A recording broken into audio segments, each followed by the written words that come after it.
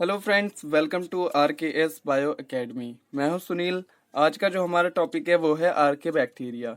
इससे पहले हम आपको याद दिला दें कि हमने पहले ही किंगडम मोनेरा में जितने बैक्टीरिया आते हैं उन सब के जो नॉर्मल फीचर्स हैं उनको हमने एक वीडियो में पढ़ लिया था, जो इससे नेक्स्ट वीडियो पहले वाली प्रीवियस वीडियो है उसके अंदर कुछ इस तरीके से हमने पढ़ा था उसके अंदर कि बैक्टीरिया जो होता है किंगडम मोनेरा उसे हम किंगडम ऑफ प्रोकैरियोट्स कहते हैं। इसमें सारे बैक्टीरिया आते हैं और ये बैक्टीरिया सिंपल होते हैं स्ट्रक्चर में लेकिन कॉम्प्लेक्स होते हैं बिहेवियर में।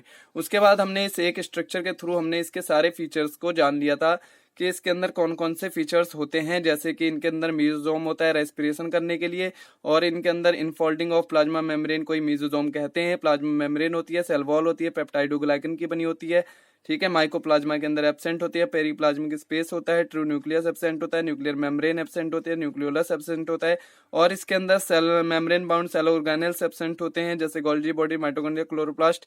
इसके अंदर हमने कुछ ऐसे भी पढ़ा था कीमोटोट्रोफिक बैक्टीरिया भी इसके अंदर होते हैं जो कि अपना भोजन स्वयं बनाते हैं। तो अगर इसके अंदर नहीं है क्लोरोप्लास्ट नहीं है तो जाहिर सी बात है कि हमारे मन में क्वेश्चन आएगा कि इसके अंदर जो बैक्टीरियो क्लोरोफिल है जिसकी वजह से फोटोसिंथेसिस या फिर कीमोसिंथेसिस करते हैं ये वो कहाँ पर परफॉर्म करते हैं ये। तो बैक्टीरिया के अंदर क्रोमेटोफोर्स नाम का एक ऐसा स्ट्रक्चर होता है जिसके अंदर ये परफॉर्म करते हैं। इनके अंदर जेनेटिक मटेरियल के नाम पे जीनोफोर होता है, न्यूक्लियोइड में प्रेजेंट होता है। ऐसे करके हमने बहुत सारी चीजें इसके फीचर्स को जान लिया था। तो इस वीडियो को अगर आपने नहीं देखा है तो डिस्क्रिप्शन में आपको लिंक मिल जाएगा, वहां से आप एक बार इसे अच्छे से देख लीजिएगा। इसके अंदर हमने क्लासिफिकेशन भी किया था बेसिस ऑफ इसके शेप्स के बेस पर इनको क्लासिफाई भी किया था। आज हम इस लेक्चर में पढ़ने जा रहे हैं आर्के बैक्टीरिया को। हमने इसके बारे में जो नॉर्मल बातें वो हमने पहले ही पढ़ लिया, इसके अंदर मेन बातों को ही हम पढ़ेंगे, ठीक है। तो शुरू करते हैं आर्के बैक्टीरिया को। आर्के बैक्टीरिया जो है इसको हम एंशिएंट बैक्टीरिया भी कहते हैं, ठीक है।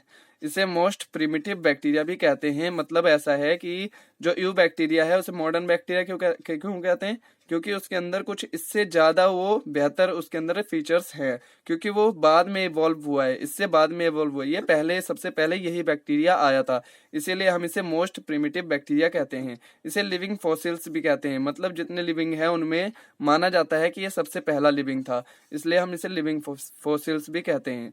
उसके बाद आर्के बैक्टीरिया में सेल वॉल प्रेजेंट रहती है, ठीक है। सेल वॉल प्रेजेंट रहती है और ये सेल वॉल बनी होती है कॉम्प्लेक्स पॉलीपेप्टाइड एंड पॉलीसेकेराइड की, ठीक है। उसके अंदर और आर्के बैक्टीरिया में सेल मेम्ब्रेन भी पाई जाती है जो कि कैरोटीनॉइड्स की बनी होती है, ठीक है। इतनी बातें हमें आर्के बैक्टीरिया में याद रखनी है कि इसे हम एंशिएंट बैक्टीरिया कहते हैं, मोस्ट प्रिमिटिव बैक्टीरिया कहते हैं, लिविंग फॉसिल्स कहते हैं। क्यों? क्योंकि ये सबसे पहले लिविंग में पाए जाने वाला ऐसा हमें लगता है, इस वजह से हम इसे लिविंग फॉसिल्स भी कहते हैं। सेल वॉल इसके अंदर प्रेजेंट होती है और सेल मेम्ब्रेन प्रेजेंट रहती है और जिससे बनी होती है वो मैंने बता दिया।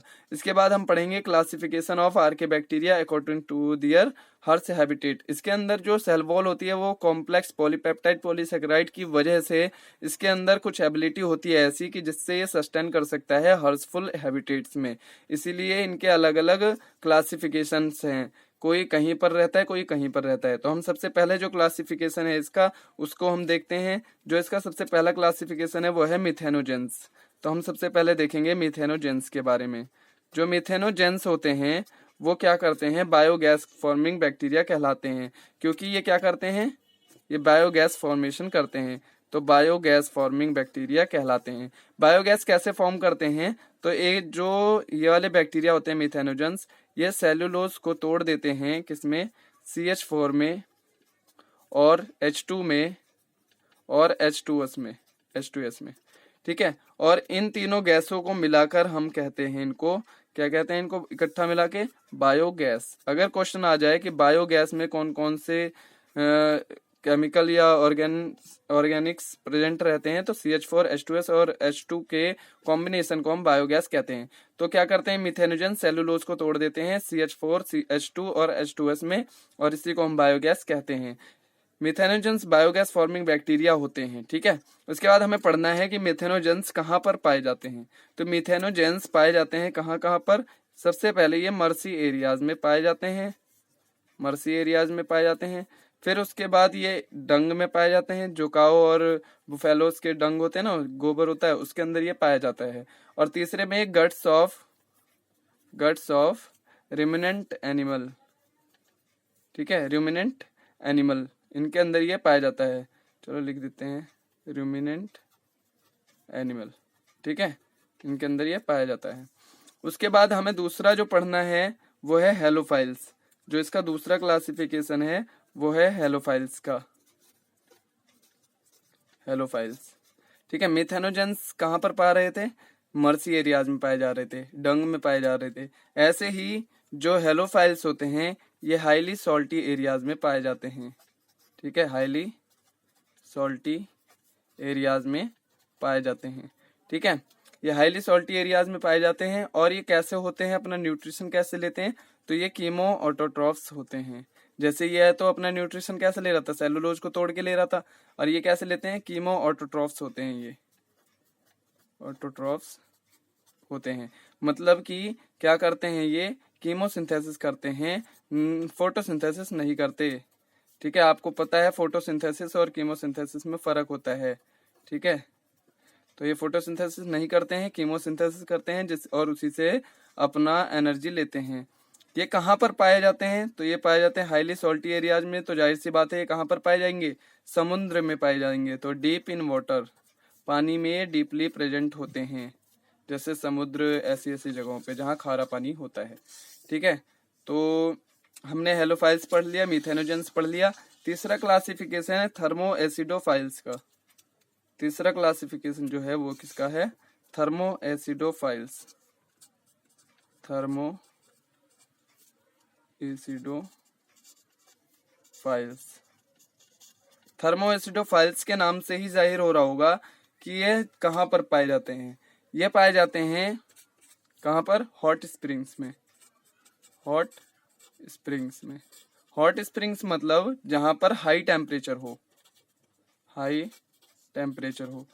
लगभग कितना होना चाहिए? तो लगभग 80 डिग्री सेल्सियस तो होना ही चाहिए, वहां पर ये पाए जाते हैं। दूसरा जो यहाँ का मीडियम होता है वो एसिडिक मीडियम होता है। जहां पर एसिडिक मीडियम होंगे वहां पर भी ये पाए जाएंगे, और हाई टेम्परेचर, दोनों चीजें होनी चाहिए। लगभग पीएच यहाँ का होता है 2, ठीक है। इसके बाद तीसरी बात हमें ये पढ़नी है कि यह अपनी एनर्जी कहाँ से लेता है। तो ये अपनी एनर्जी लेता है यहाँ से कि ये सल्फर को ऑक्सीडाइज कर देता है। किसमें? H2SO4 में, H2SO4 में। और यहीं से क्या कर लेता है? ये ऑब्टेन कर लेता है अपनी एनर्जी को, एनर्जी, ठीक है, अपनी एनर्जी को यहीं से ऑब्टेन कर लेता है। तो हमने पढ़ लिया अब तक क्या क्या, उसको एक बार रिवाइज करते हैं फटाफट से। हमने पढ़ रहे थे आर्के बैक्टीरिया। आर्के बैक्टीरिया को एंशिएंट बैक्टीरिया भी कहते हैं, मोस्ट प्रिमिटिव बैक्टीरिया कहते हैं क्योंकि ये बहुत पहले से प्रेजेंट है हमारी धरती पर। लिविंग फॉसिल्स कहते हैं क्योंकि लिविंग्स में सबसे पहला आने वाला आर्के बैक्टीरिया ये जो सबसे पहला हमें लगता है कि सबसे पहला यही आया था लिविंग में। उसके बाद जो इसके अंदर सेल वॉल प्रेजेंट होती है जो कि कॉम्प्लेक्स पॉलीपेप्टाइड और पॉलीसेकेराइड की बनी होती है, और इसके अंदर सेल मेम्ब्रेन प्रेजेंट होती है जो कि कैरोटिनॉइड्स की बनी होती है, ठीक है। इसके बाद हमने इसका क्लासिफिकेशन किया है आर्के बैक्टीरिया का according to their hers habitat, ठीक है। पहला इनमें आता है मिथेनोजेंस जो कि बायोगैस फॉर्मिंग बैक्टीरिया कहलाते हैं। ये क्या करते हैं? सेलुलोज को तोड़ देते हैं CH4H2 और H2S में, और इनके कॉम्बिनेशन को ही हम बायोगैस कहते हैं, ठीक है। ये याद रखिएगा बायोगैस के में कौन कौन से ऑर्गेनिक मटेरियल्स आते हैं, ठीक है। उसके बाद ये मिथेनोजेंस कहाँ पाए जाते हैं? तो ये मर्सी एरियाज में पाए जाते हैं, डंग में पाए जाते हैं, और गट्स ऑफ रूमिनेंट एनिमल्स में पाए जाते हैं। उसके बाद हमने बात करी थी हेलोफाइल्स की। हेलोफाइल्स जो होते हैं वो हाईली सॉल्टी एरियाज में पाए जाते हैं, और ये कीमो ऑटोट्रॉफ्स होते हैं, नॉन फोटोसिंथेसिस होते हैं, मतलब यानी कि ये कीमोसिंथेसिस करते हैं, फोटोसिंथेसिस परफॉर्म नहीं करते। हेलोफाइल्स जो होते हैं वो डीप इन वाटर में पाए जाते हैं, ठीक है। उसके बाद हमने बात करा थर्मो एसिडोफाइल्स। थर्मो एसिडोफाइल्स जो होते हैं वो हॉट स्प्रिंग्स में पाए जाते हैं जहाँ का टेम्परेचर बहुत ज्यादा होता है, 80 डिग्री सेल्सियस लगभग, और यहाँ का पीएच जो होता है वो 2 होता है, यानी कि एसिडिक मीडियम में ये पाए जाते हैं। ये अपनी एनर्जी कहाँ से लेते हैं? तो इस सल्फर को ऑक्सीडाइज कर देते हैं H2SO4 में, और वहां से ये अपनी एनर्जी निकाल लेते हैं। जैसे हमने केमिस्ट्री में पढ़ा है कि जब भी कोई केमिकल रिएक्शन होती है तो वहां पर जब भी कोई चीज ऑक्सीडाइज होती है तो उसमें एनर्जी भी निकलती है, तो वहीं से अपनी एनर्जी को ले लेते हैं, ठीक है। उसके बाद हमने इसमें एक चीज और देख लेनी है जो हमारी एनसीईआरटी में नहीं दिया हुआ है, लेकिन नीट में कभी कभी क्वेश्चन पूछ लिया जाता है, और बोर्ड वोर्ड में भी कभी कभी क्या पता आ ही जाए आगे चल के, और नहीं भी आए तो नीट के लिए ये बात याद रखना कोई इतना हार्ड भी नहीं है। तो हमने यहाँ पर सिर्फ 3 बैक्टीरिया के बारे में ही आर्के बैक्टीरिया में हमारी एनसीईआरटी में बताया हुआ है, लेकिन एक इसका फेमस एग्जाम्पल है वो है रिकेट्सिया।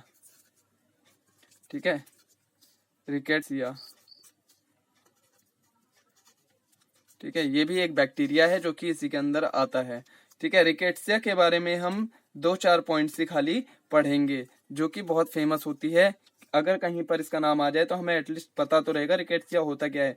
तो जो रिकेट्सिया है वो एक बैक्टीरिया होता है जो कि आर्के बैक्टीरिया में आता है, लेकिन ये सिमिलर होता है यू बैक्टीरिया से स्ट्रक्चर में, यानी कि similar to eubacteria in structure. ठीक है, स्ट्रक्चर में ये यू बैक्टीरिया के सिमिलर होता है। दूसरी बात ये एंडो पैरासाइट होता है, एंडो पैरासाइट होता है, मतलब कि पैरासाइट तो आपको पता ही है कि अपना किसी पे डिपेंड रहना, यानी कि एज अ पैरासाइट मतलब हो गया कि ये जिसके अंदर भी जाएगा उसका नुकसान ही करेगा, फायदा करने वाला नहीं है, उससे अपना फायदा करेगा सिर्फ, यानी उससे फूड ले लेगा लेकिन उसको कोई फायदा नहीं करेगा। तो ये एंडो पैरासाइट मतलब क्या हो गया, किसी भी ऑर्गेनिज्म के ये अंदर पाया जाता है। ठीक है, तीसरा जो है यानी कि अंदर से बीमारी करता है। तीसरी बात यह है कि रिकेट्सिया जो होता है वो नॉन मोटाइल होता है। ठीक है, नॉन मोटाइल होता है। तो ये थी रिकेट्सिया के बारे में 3 बातें जो हमें याद रखनी है, अगर कभी कोई क्वेश्चन टकरा जाता है तो हम उसका जवाब दे सकें। तीसरा, हमें एक बात और पढ़ लेनी चाहिए, एक बैक्टीरिया और है जो इतना ही फेमस है, उसके बारे में भी जानना बहुत जरूरी है क्योंकि इसके ऊपर भी क्वेश्चन आ जाता है। तीसरा बैक्टीरिया जो है चौथा, वो है एक्टिनोमाइसिट्स। नाम तो सुना ही होगा इसका, एक्टिनोमाइसिट्स। ठीक है, एक्टिनोमाइसिट्स के बारे में भी थोड़ा बहुत जान लेते हैं, कोई ज्यादा नहीं बताऊंगा ताकि आपको दिक्कत भी ना आए और अगर क्वेश्चन आ जाए तो आप क्या पता कर भी ले जाओ। तो एक्टिनोमाइसिट्स जो होते हैं उन्हें हम रे फंजाई भी कहते हैं।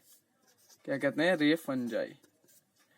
ठीक है, उसके बाद 2-3 पॉइंट्स हम पढ़ेंगे एक्टिनोमाइसिट्स के बारे में। सबसे पहले ये रिकेट्सिया जो था यू बैक्टीरिया के सिमिलर था स्ट्रक्चर में, और एक्टिनोमाइसिट्स जो होता है वो फंजाई के सिमिलर होता है। ठीक है, फंजाई के सिमिलर होता है। दूसरा पॉइंट हमें यह पढ़ना है कि हम रिकेट्सिया को माइकोबैक्टीरिया या फिर फिलामेंटस बैक्टीरिया भी कहते हैं। तो इसको हम माइकोबैक्टीरिया या फिर फिलामेंटस बैक्टीरिया भी कहते हैं, फिलामेंटस बैक्टीरिया। ठीक है, तीसरी बात हमें ये याद रखनी है कि जो एक्टिनोमाइसिट्स होता है इसका हम यूज करते हैं किसके अंदर, मेडिकल पर्पसेस से भी यूज करते हैं। इसका हम एंटीबायोटिक्स बनाते हैं। ठीक है, इससे हम और क्या बनाते हैं, इम्यूनोसप्रेसिव ड्रग्स, इम्यूनोसप्रेसिव ड्रग्स। ठीक है, और इसका क्या यूज होता है, तो इसका हम यूज करते हैं कीमोथेरेपी, थेरेप्यूटिक्स। ठीक है, इसका मतलब क्या हो गया कि जब भी किसी को कैंसर हो जाता है तो उसमें हम जो कीमोथेरेपी देते हैं उसमें हम इसका यूज करते हैं। ठीक है, तो कीमोथेरेपी देने में हम इसका यूज करते हैं। ठीक है, और इसका यूज कहाँ पर होता है, इंडस्ट्रियली भी इसका यूज होता है, इंडस्ट्रियली भी इसका यूज होता है। ठीक है, ये थे एक्टिनोमाइसिट्स के यूज। एक्टिनोमाइसिट्स में हमें इतना ही जानना था, बस 3 बातें हमें रिकेट्सिया के बारे में याद रखनी है और ये 3 बातें हमें एक्टिनोमाइसिट्स के बारे में याद रखनी है। एक्टिनोमाइसिट्स को रे फंजाई भी कहा जाता है, ये फंजाई के सिमिलर होता है।